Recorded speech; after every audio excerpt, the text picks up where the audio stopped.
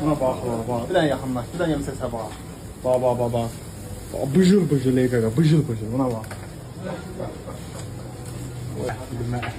Vay, vay, vay.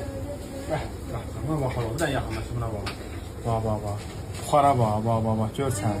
Ha, bunu nətər yeyəcəksən qardaş? Vitamin, vitamin. A, B, D, C, nə bilim C. Bütün vitaminlər qardaş. Bu balıq açmaqdadır. Bax qardaş, bay, bay, bay, bay. Ama gəlin yerinə qardaş, bunu gəlin yerinə. Buna bax. Ha, bunu yeyin, nə qardaş? Bunu gəlin file mangalda gözəl dadına baxın, nə qardaş? Burada çörəyimiz.